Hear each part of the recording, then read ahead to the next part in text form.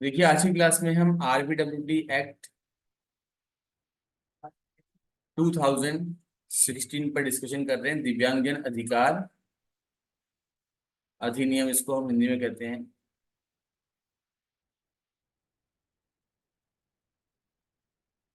ठीक है।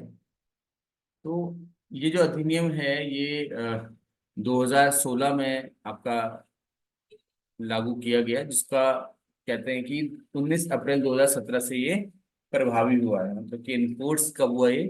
उन 2017 में 19 अप्रैल को। जैसे कल की क्लास में आपने आरटी एक्ट पढ़ा था ना, तो 2009 में वो आरटी एक्ट आपका बन गया था, कंप्लीट ड्राफ्ट उसका, लेकिन लागू करने में उसको 1 अप्रैल 2010 तक का समय लग गया। तो इसी प्रकार से इसका भी है। ठीक है। कुछ कॉमन प्रश्न हैं इससे जो अधिकतर पूछे जाते हैं, उन पर पहले चर्चा कर लेते हैं, फिर बाद में थोड़ा बहुत शिक्षा से लेकर के इसको हम समझेंगे। आप लोगों को पीडीएफ फॉर्म में आपके ग्रुप में ऑलरेडी मैंने सेंड किया हुआ है, तो आप वहां पर देख सकते हैं। सबसे पहले तो इसकी ऐतिहासिक पृष्ठभूमि को हम जानते हैं। पीडब्ल्यूडी एक्ट 1995, तो 1995 में एक कानून पारित होता है जिसे हम, है ना, विकलांगता अधिनियम कहते हैं। यानी कि पर्सन विद डिसेबिलिटी, किसे आप डिसेबल कहेंगे? जिसकी आंखें नहीं है उसको कह सकते हैं डिसेबल, जिसके कान नहीं है उसे कह सकते हैं, जिसका पैर नहीं है उसे कह सकते हैं। इस प्रकार से डिसेबिलिटी क्या है और किसको हम डिसेबल कह सकते हैं, किसे हम विकलांग कह सकते हैं, किसे हम पूर्ण विकलांग कहेंगे, किसे आंशिक विकलांग कहेंगे, ये सारी बातें वहां पर इस पीडब्ल्यूडी एक्ट 1995 में रख दी गई थी। और इस एक्ट में केवल 7 ही कैटेगरी थी, है ना, केवल 7 ही कैटेगरी थी जिनको विकलांग कहा जाता था। यानी कि विकलांगता की केवल 7 कैटेगरी 1995 के इस कानून में बताई गई थी। लेकिन अभी जो हम पढ़ रहे हैं आरपीडब्ल्यूडी एक्ट, ये इसी का रिवाइज्ड फॉर्म है 2016, जो कि लगभग आप देख सकते हैं कि 20 साल का समय पूरा होने के बाद आया है। और पहले जो 7 कैटेगरी थी, अब उनको बढ़ा करके 21 कर दिया गया है। और साथ में इस अधिनियम में एक प्रावधान जोड़ा गया है जहां पर ये कहा गया है कि 21 तो हैं, और समय के साथ अगर कुछ और भी डिसेबिलिटी प्रूफ होती है तो उनको हम इसमें इसी कानून में सम्मिलित कर सकते हैं। उसके लिए अलग से कोई हमको संशोधन करने की आवश्यकता नहीं पड़ेगी। तो अमूमन आपसे ये दो ही तरह प्रश्न कर सकता है। एक तो कि आरबीडब्ल्यूटी एक्ट किस वर्ष लागू किया गया, तो लागू किया गया आपका ये 2017 में। ठीक है, ये डेट देख सकते हैं आप।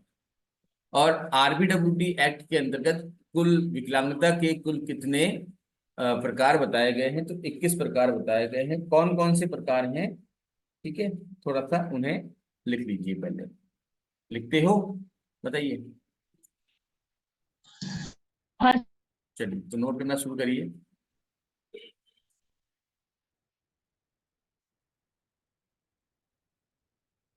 तो सबसे पहला लिखिएगा, आप लोग नोट करिएगा वन बाय वन। सबसे पहला, वैसे आप लोगों के डॉक्यूमेंट में है भी, जो मैंने भेज रखा आपको, फिर भी पहला है दृष्टिहीनता।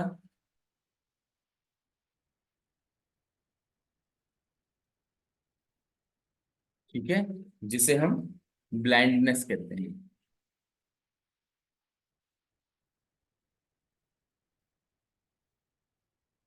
सेकंड है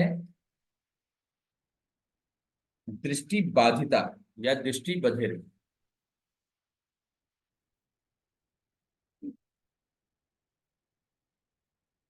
जिसे लो विजन कहा जाता है। देखिए, अंग्रेजी में तो इनके नाम बिल्कुल परफेक्ट है, हिंदी में ट्रांसलेशन किया हुआ है। तो कहीं पर अगर आप पढ़ते हैं और जगह पर कुछ और लिखा है नाम, तो कोई ऐसा बड़ा इशू नहीं है उसमें। ठीक है। आवाज आ रही है ना? आप लोगों को समझ रहे हैं जो कह रहा हूँ आप लोगों से? तो हिंदी के नाम पर कोई आप टेंशन ना लें, वो आप अंग्रेजी का जो नाम है उसको थोड़ा सा नोट करें, जरूरी है। और जो अभी नहीं लिख रहा है तो आप लोगों को मैंने ऑलरेडी डॉक्यूमेंट भेजा ही है, उसमें है, तो आप लोगों को ऐसा कोई टेंशन लेने की आवश्यकता है भी नहीं। अब ये दृष्टिहीनता क्या होती है, दृष्टि बाधिर क्या होता है, तो ये समझ लीजिएगा कि दृष्टिहीनता तो जो बिल्कुल देख ही नहीं सकता उसे कहते हैं दृष्टिहीनता। ठीक है। और दृष्टि बाधिर लिखा है लो विजन, यानी कि जो थोड़ा सा देख सकता है, बट उसका जो विजन है वो लगभग 70%, तो मैं ऐसे एक एग्जांपल से दे रहा हूँ, बता रहा हूँ आपको। ऑलमोस्ट अच्छा खासा उसका जो विजन है वो वीक रहता है, तो उसको हम दृष्टि बाधिर या लो विजन कह देते हैं। अभी लो विजन का क्राइटेरिया होता है, मुझे थोड़ा याद नहीं है, तो मैं उस पर अभी कुछ टिप्पणी नहीं कर सकता। थर्ड है कुष्ठ रोग से मुक्त व्यक्ति।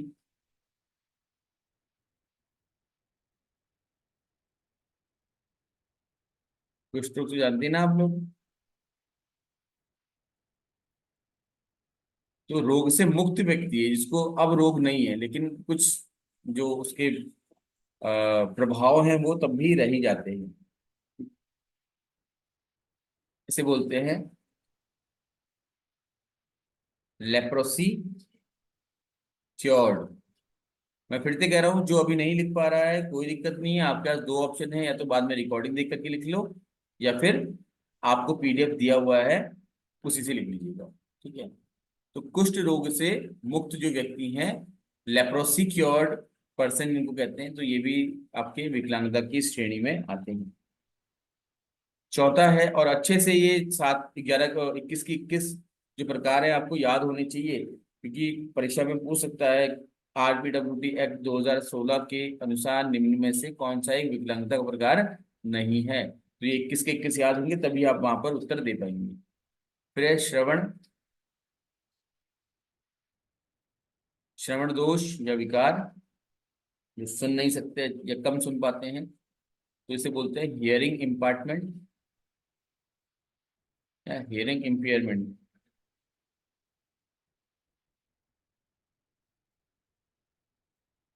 ठीक है। और हार्ड ऑफ हियरिंग भी कहते हैं इनको हम। ठीक। इसमें आपके जो डेफ हैं वो भी आते हैं, जो बिल्कुल ही बहरे होते हैं, जो बिल्कुल सुन ही नहीं सकते। तो दो कैटेगरी इसमें भी आती हैं आपकी, एक होती है आपकी जो बिल्कुल ही नहीं सुन सकते, और एक होते हैं कि जो सुन तो सकते हैं लेकिन थोड़ा सा दिक्कत होती है उनको, तो मशीन लगा दी जाती है उन्हें। अब जो बहरा ही है, जिस जो सुन ही नहीं सकता, तो उसके लिए तो कुछ नहीं कर सकते आप। लेकिन जो थोड़ा कम सुनता है तो उसके लिए मशीन लगा दी जाती है, मशीन की सहायता से वो एक सामान्य व्यक्ति के समान सुन पाता है। फिर आता है नेक्स्ट आपका पांचवा। आप लोगों को समझ में तो आ रहा है ना। Yes sir. और ये सारे के सारे प्रकार आपको याद भी होने चाहिए, हाँ। सरल सॉरी चलन संबंधी, जो चलने फिरने की जो दिक्कत होती है ना उसे बोलते हैं। तो और चलन संबंधी विकलांगता इसका पूरा नाम है, आप लिख लीजिएगा, चलन संबंधी विकलांगता। ठीक है। Locomotor disability.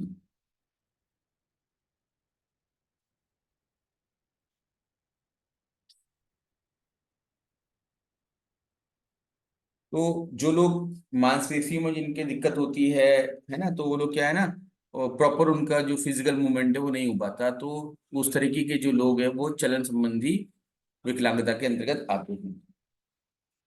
फिर आता है बौनापन। अब कई बार मजाक मजाक में हम अपने से छोटे, जो हमसे हाइट में थोड़ा छोटा होता है उसको बौना बोल देते हैं। तो अभी यहाँ पर आप जानिएगा कि बौना किसे कह सकते हैं आप। ठीक है, हर किसी को बौना नहीं कहा जाता है, डार्फिज्म कहते हैं इसको, DWARFISM में। फिर कह रहा हूँ कि अंग्रेजी में जरूर लिखें आप। ठीक है, हिंदी में भले ही लिख रहे हैं समझने के लिए, बट अंग्रेजी में जरूर लिखें। डार्फिज्म, बौना किसे कहेंगे हम, बौना।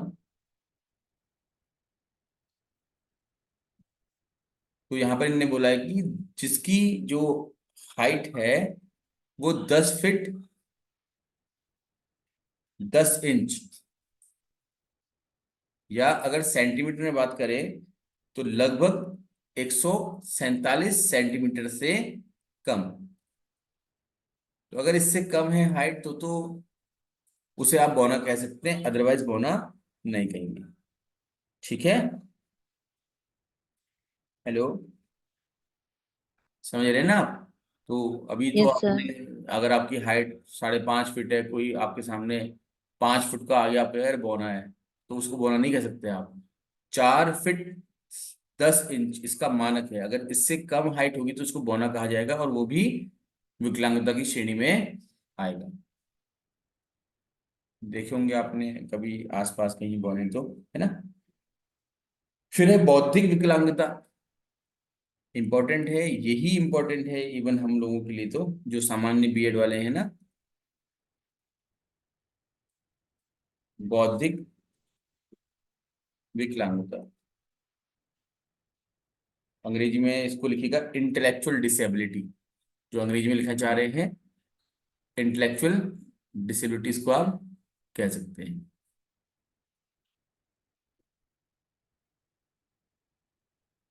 मैं इरेज कर दूं इसको स्क्रीन से? हेलो। Yes sir. ठीक है, मैं यस इसको सर। इरेज कर दे रहा हूँ ना, क्योंकि मुझे फिर नीचे नहीं जाने का ऑप्शन मिल पा रहा, तो यहीं पर लिखना पड़ेगा दोबारा से। चलिए, 7 हो गए थे ना हमारे। आते हैं 8वें पे अब। चलिए, तो 8वां देखिएगा, लिखिएगा आप लोग। और लिखते लिखते याद करते हुए चलिएगा। मैंने आपको पहले ही बोला कि इतना समय नहीं मिल पाएगा कि घर पे लिख करके आप बाद में सोचेंगे एग्जाम टाइम पे याद करेंगे, तो अभी हाथों हाथ याद करते हुए चले, मैं कल पूछूंगा अभी आपसे। 8वां है इसमें मानसिक बीमारी।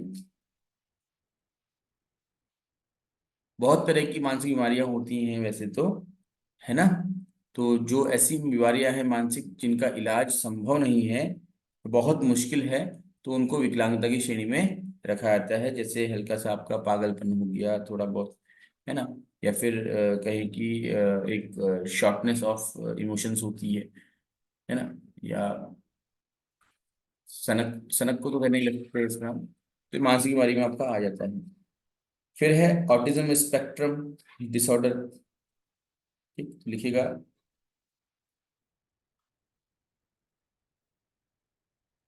Autism spectrum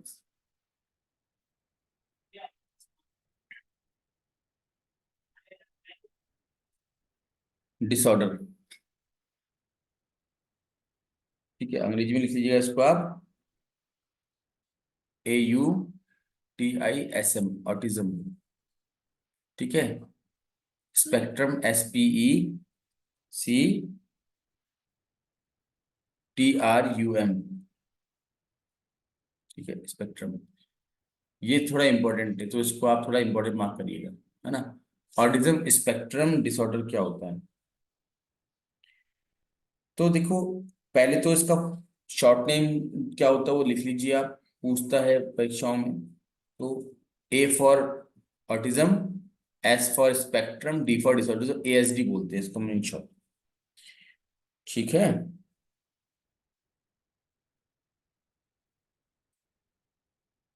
hello. तो देखिए, ऑटिज्म स्पेक्ट्रम क्या है, इसके लक्षण क्या होते हैं। ऐसे लोग जो होते हैं ना, ये अपने आप में रहने लगते हैं, ये समूह में रहना पसंद नहीं करते, अलग थलग रहते हैं। ठीक। दूसरा, किसी की बात को बहुत आसानी से समझ नहीं पाते, अब समझ नहीं पाते तो रिस्पॉन्स भी नहीं कर पाते उसका। ठीक है। और इसीलिए वो एडजस्ट नहीं कर सकते। फिर कोई भी एक जो सेंटेंस होता है, क्योंकि समझ ही नहीं पा रहे हैं, तो उसको मल्टीपल टाइम वो रिपीट करते रहते हैं। कोई भी इनका बिहेवियर होता है उसको ये रिपीट करते हैं, है ना। साथ ही साथ किसी भी पॉइंट पर बहुत ही ज्यादा देर तक क्या है, जो एक नॉर्मल कंडीशन से एक्सट्रीम कंडीशन की तरफ जाता है, उतना टाइम तक वो ध्यान लगाए रहते हैं। जैसे कि कई लोगों को आपने देखा होगा, कहीं पर अगर जरा सी डस्ट होती तो जब तक वो पूरी साफ नहीं कर लेंगे उनको बेचैनी रहेगी, फिर जरा सी आ जाएगी, फिर देखेंगे, फिर बेचैनी, मतलब ये इस तरह की हरकत जो होती है। असामान्य व्यवहार भी रहता है इनका, मतलब कि बहुत ये असामान्य व्यवहार तो हुआ ही है, किसी बात को बार बार बोलना, इसलिए फालतू के एक ही चीज पर ध्यान लगाए रहना, है ना। तो इस प्रकार से ये इसके सिम्टम्स होते हैं। आप समझ रहे हैं ना जो मैं कह रहा हूँ आप लोगों से? हेलो। जी सर। ठीक है। हाँ सर, सर इमोशनली अनस्टेबल भी होते हैं। बिल्कुल, इमोशनली अनस्टेबल होंगे ही होंगे वो, है ना। तो इस तरीके की जो डिजीज है ये इसलिए इंपॉर्टेंट हो जाती है क्योंकि इनको आइडेंटिफाई कर पाना तो इजी है, लेकिन इनका ट्रीटमेंट क्या होगा इस पर थोड़ा सा दिक्कत रहती है।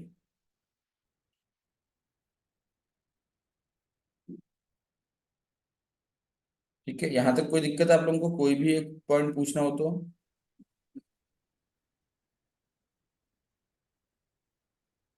हेलो। Yes sir. ठीक है, फिर है सर आपका। ये जो नाइन्थ सर हाँ ये जो नाइन्थ वाला जी सर। ऑटिज्म स्पेक्ट्रम डिसऑर्डर, ये एक तरह से डिसऑर्डर जो ये बता रखा है इसमें, तो सर ये मतलब प्रूफ कैसे करेंगे ये लोग, जैसे कि अलग थलग रहना सोसाइटी से, किसी से बात न करना, और उसको फिर विकलांग की श्रेणी में क्यों डाल दिया सरकार ने? वो ये तो एक तरह से बीमारी हुई। तो विकलांगता की श्रेणी में बीमारियां तो आती हैं, ऐसी बीमारियां जिनका इलाज बहुत मुश्किल है या इलाज है ही नहीं। ठीक है। जी। ठीक जी है ना। सर। तो ऐसी बीमारियां जैसे मानसिक बीमारी में भी बोला आपसे मैंने कि बहुत सारी मेंटल डिजीज होती हैं जिनको आप ट्रीट कर सकते हैं।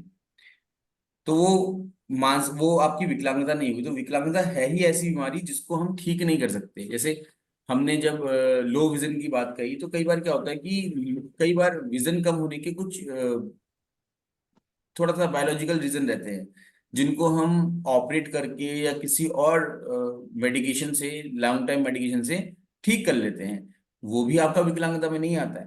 तो विकलांगता में आता ही वो है जिसके ट्रीटमेंट्स बहुत मुश्किल से मिल पा रहे हैं या पॉसिबल है ही नहीं। तो ये जो एएसडी है इसको आइडेंटिफाई करना ही अपने आप में एक चैलेंज है बहुत बड़ा, जैसा कि आपने कहा अभी। उसको आइडेंटिफाई करने के लिए इन सिम्टम्स को ऑब्जर्व करना पड़ता है, फिर जिस व्यक्ति में ये सिम्टम्स पाए जा रहे हैं उस पर केस स्टडी करना पड़ता है। ये एक लंबा प्रोसेस है, उसके बाद जाकर के हम ये डिसाइड कर पाते हैं कि इसको एएसडी है या नहीं है। ठीक है सर। तो ऐसा अच्छा नहीं। सर, एक वो क्वेश्चन और सर, जैसे जी। गवर्नमेंट जॉब्स का फॉर्म फिल करते हैं, तो उसमें एक ऑप्शन लिखा रहता है कि पीडब्ल्यूडी आप तभी उसमें फिल कर पाएंगे जब आपका 40% या इससे ज्यादा विकलांगता होगी। तो हाँ सर उसमें भी ये नाइन्थ वाला तो बहुत मुश्किल हो जाएगा आइडेंटिफाई करना कि उसमें बिल्कुल नहीं फोर्टी होता परसेंट आइडेंटिफाई, मैं कह रहा हूँ ना आपसे। ये एएसडी का मुझे लगता है कि हार्डली ही होगा कोई हमारे पास जो एक प्रूफ होगा कि हाँ भाई ये बंदा एएसडी वाला है। बहुत मुश्किल से मिल पाते हैं उनको। एक्चुअल में एक तो ये तो फिर भी ठीक है, इसके अलावा और भी कई सारे ऐसे इसमें कैटेगरीज हैं जिनको आइडेंटिफाई करना टफ है। ठीक है सर। तो ये तो आप और मैं नहीं, ये तो खुद जो हमारे पॉलिसी मेकर हैं वो भी ये मान रहे हैं इस बात को कि ये बहुत हार्ड है इसको एक्सेप्ट कर पाना या जैसे करना। एएसडी आसानी से आइडेंटिफाई हो जाता है और अर्ली एज में आइडेंटिफाई होता है, जब बच्चा 2-3 साल का होता है, जब वो बोलने में डिफिकल्टी, जब वो लैंग्वेज अडेप्ट नहीं कर पा रहा है, बिहेवियर अडेप्ट नहीं कर पा रहा, तभी तभी डिटेक्ट हो जाता है ये। नहीं, वो तुम्हारी बात ठीक है ना लक्ष्मी, लेकिन हर बच्चा जो नहीं बोल पा रहा होता है, जिसके बिहेवियर में थोड़ा सा अनस्टेबिलिटी होती है, वो, मैं वही कह रहा हूँ ना कि किसी बच्चे में सिम्टम्स को आइडेंटिफाई हम कर पाते हैं, लेकिन वो एएसडी है या नहीं उस पर केस स्टडी करना होता है लॉन्ग टर्म तक। कई बार जो बच्चा नहीं बोल पा रहा होता है, जो थोड़ा सा इम्प्रॉपर बिहेव कर रहा होता है, उसके कुछ और रीजन भी निकल जाते हैं। तो वहां पर फिर वो बागी आगे देखा जाता है कि फ्यूचरिस्टिक फॉर्म में कि वो एएसडी था ही नहीं करके, ऐसा। ठीक है। है ना। जी सर। तो ये हाँ सर। वो कर सर ये जो लेते हैं। कलर ब्लाइंडनेस होता है, ये भी आता है क्या इसमें, या नहीं आता मेरे ख्याल से? कलर ब्लाइंडनेस नहीं आएगा इसमें। ठीक है। वैसे है तो वो भी दृष्टिबाधिता एक तरीके से। वो दृष्टिबाधिता है, उसको अभी इसमें प्रॉपर नहीं रखा गया है। वो आपका लो विजन वाले में शामिल कर सकते हैं वैसे, लेकिन उसका कोई अलग क्राइटेरिया नहीं बनाया गया है। लो विजन के अंदर ही उसको रखेंगे तो ठीक है। उनने टर्म ही लो विजन दे दिया, दो दे दिए, सर एक उसमें एक भी नहीं ग्रीन करता। और हाँ बोलिए। सर उसमें ग्रीन और रेड रंग में वो नहीं कर पाते ना सर, वो लोग हाँ जो हाँ ये हाँ मैम बोल रही है ना, वो हाँ हाँ। डिफरेंशिएट नहीं कर पाते, तो उनको वहां पर ये रेलवे में जॉब नहीं मिलती है उन लोग को। हाँ और सर उनका लाइसेंस, ड्राइविंग लाइसेंस भी नहीं बनता ना ना, इसकी वजह से, तो उनको वो तो चाहिए। लो विजन वालों का भी नहीं बनेगा किसी का भी। वो तो नहीं बनने वाला, वो तो इनके लिए भी थोड़ी बन जाएगा कोई, ये तो रिस्क हुआ ना, ये तो भाई ड्राइविंग लाइसेंस मतलब कि आप पब्लिक प्लेस पे चल रहे हो, ठीक है। तो वो तो लाइफ रिस्क हो जाएगा दूसरे वाले के लिए, तो ये किसी का नहीं बनेगा। इवन दो जो आपके हियरिंग इम्पायरमेंट वाले होते हैं, उनका भी नहीं बनता है लाइसेंस तो। इवन उनका छोड़ो, मैं कह रहा हूँ कि जितने भी यहाँ पर आपको कैटेगरी दिखेंगे ऑलमोस्ट हार्डली किसी का बनेगा इनमें से शायद। नहीं, आप सोचो हाँ कि सर, वही मेरा पॉइंट था ना कि अगर उनको उस चीज से डिप्राइव करे तो उनको यहाँ पे इंक्लूड करना चाहिए ना। हाँ, तब चलो खैर, अब उस पर तो हम क्या चर्चा कर सकते हैं ना। तो सेलेब्रल पाल्सी आपका एक और एक कैटेगरी होती है इसमें। क्या होता है इसको भी समझ लीजिए, मैंने आपको जो डॉक्यूमेंट भेजा उसमें डिस्क्रिप्शन है इसका ऑलरेडी, आप वहां से नोट भी कर सकते हैं, या फिर मैं जो बोल रहा हूँ उसको सुन करके भी नोट कर सकते हैं आप चाहते हैं। तो सबसे पहले तो ये जो सेलेब्रल पाल्सी है, ये इसको एक प्रकार से कहते हैं कि जो मस्तिष्क का पक्षाघात जो है ना, वो नाम भी इसको दिया गया है, तो मस्तिष्क पक्षाघात भी कहते हैं इसको। और इसमें होता क्या है कि जो भी ब्रेन की जो फंक्शनिंग होती है उसमें थोड़ा सा दिक्कतें आने लगती है, जिस वजह से फिर ये आपका प्रॉब्लम करता है, ठीक। फिर इसके चार प्रकार बताए हैं, जो कि हमारे काम के तो विशेषकर नहीं है, तो उस पर हम चर्चा नहीं करेंगे, ठीक है, क्योंकि हमने पढ़ना सेलेक्टिव है। जो एग्जाम में आ रहा है, जो नहीं आने वाला है, उस पर चर्चा करके समय और एनर्जी दोनों ही वेस्ट करना हो जाता है ना, ठीक है। तो फिर से कह रहा हूँ कि 2016 का जो ये आपका आरबीडब्ल्यूटी एक्ट है, इससे प्रश्न आपका अमूमन ये पूछा जाता है कि कब ये लागू हुआ, और कितने प्रकार हैं इसमें, और उन प्रकारों के नाम जो हैं वो आपको पता होने चाहिए। ठीक, आगे बढ़ रहे हैं। 11th, ये है आपका मस्कुलर डिस्ट्रॉफी, लिखिएगा।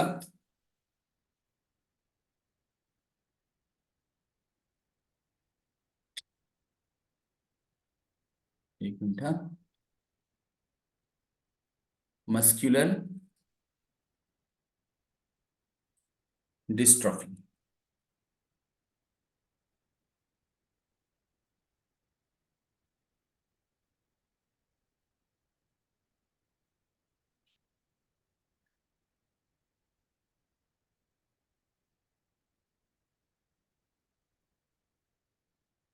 ठीक, ये 11वां प्रकार है, 11th टाइप है मस्कुलर डिस्ट्रॉफी। नाम से ही आप लोग समझ सकते हैं कि मसल्स से रिलेटेड है आपका ना।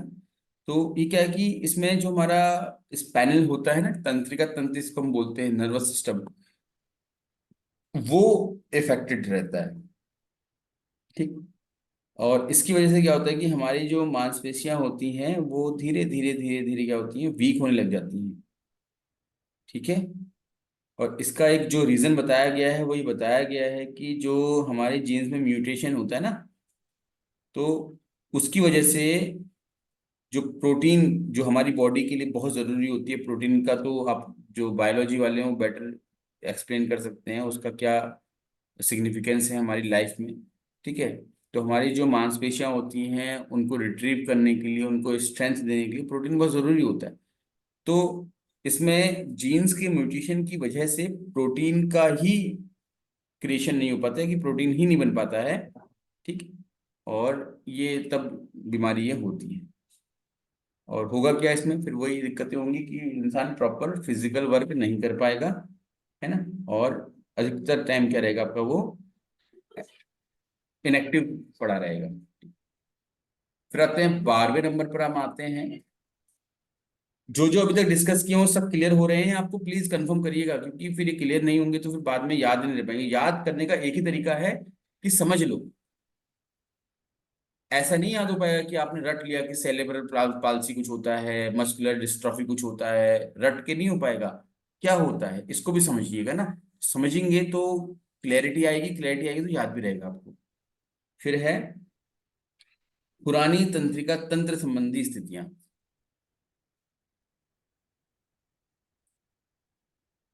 तंत्रिका तंत्र संबंधी, जो इंग्लिश में लिखना चाहते हैं वो लिख सकते हैं इसको Chronicle neurological conditions.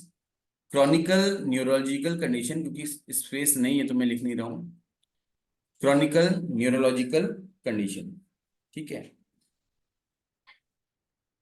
Chronicle neurological condition, ये कुछ नहीं, इसमें बस थोड़ा सा जो हमारा न्यूरोलॉजिकल कोई डिसऑर्डर होता है ना, उससे रिलेटेड ये रहता है, जो लंबे समय से चलता है। कुछ डिसऑर्डर तो ऐसे होते हैं न्यूरोलॉजिकल जो कि समय के साथ ठीक हो जाते हैं ट्रीटमेंट के साथ, मेडिकेशन के साथ, और जो मैंने पहले भी कहा आपसे, कुछ बीमारियां ऐसी जो ठीक ही नहीं हो पाती हैं, वही इस कैटेगरी के अंदर आती हैं। तो ऐसा न्यूरोलॉजिकल डिसऑर्डर जो कि ठीक नहीं हो पाता है और समय के साथ बढ़ता ही रहता है, वो भी वही आपका पुरानी तंत्रिका तंत्र संबंधी अक्षमता के अंदर आएगा या विकलांगता के अंदर आएगा। फिर लिखिएगा, अगर कोई मैसेज में प्रश्न कर रहा है तो प्लीज आप बोल के प्रश्न कर लीजिए, क्योंकि मैसेज में देख नहीं पाऊंगा। हाँ,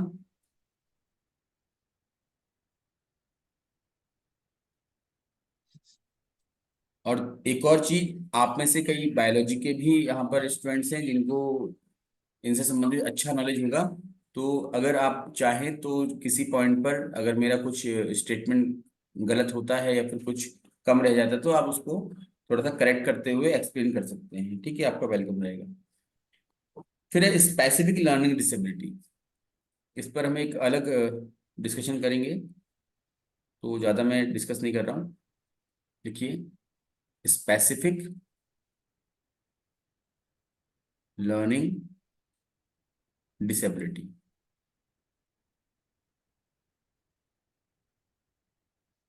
ठीक है, लिख लिया आप लोगों ने। तो लर्निंग डिसेबिलिटी आपने पहले से बहुत बार पढ़ा होता है, जैसे डिसकैलकुलिया, डिसग्राफिया, डिस, ये ना स्टेप से बहुत सारी चीजें आती हैं, वो उसके अंदर आ जाएंगी। नेक्स्ट लिखिएगा आप 14th, मल्टीपल स्क्लेरोसिस। देखिए,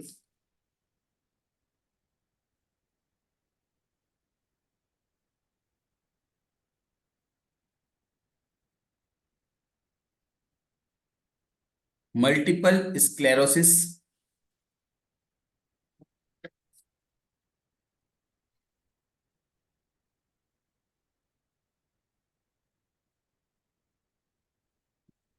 अब ये मल्टीपल स्क्लेरोसिस क्या होता है, तो इसको थोड़ा समझ लीजिएगा। जो हमारा केंद्रीय स्नायु तंत्र होता है ना, तो ये उसको इफेक्ट करता है कि जो हमारे जैसे ब्रेन की जो फंक्शनिंग होती है, तो ब्रेन का हमारे जो बॉडी के अदर जो पार्ट्स हैं जिनके साथ एक कांटेक्ट रहता है, उस कांटेक्ट को ये ब्रेक कर देता है। आप लोग जानते ही हैं कि तंत्रिका तंत्र द्वारा हमारा जो मस्तिष्क होता है वो हमारे बॉडी के अलग अलग पार्ट्स से जो ही सिग्नल्स लेकर के उनको कुछ रिस्पॉन्सेस के लिए ऑर्डर्स देता है। तो इस प्रॉब्लम में क्या होता है कि वो जो ऑर्डर होते हैं वो प्रॉपर नहीं जा पा रहे होते टाइम से, तो रिस्पॉन्सेज में दिक्कतें आ जाती हैं और वो भी एक प्रकार की विकलांगता की श्रेणी में आता है। ठीक, नेक्स्ट है नंबर 15,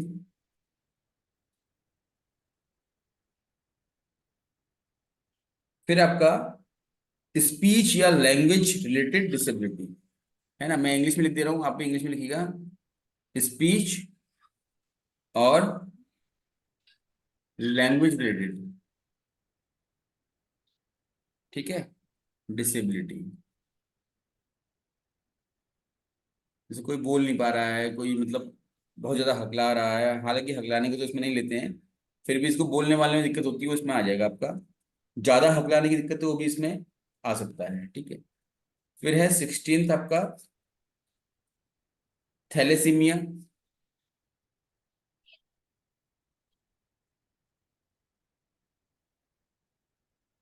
ठीक है, 17th दोनों को मैं एक साथ एक्सप्लेन कर दूंगा। हेमोसिलीमिया, HEMO, हाँ, हेमोफीलिया सॉरी, हेमोफीलिया।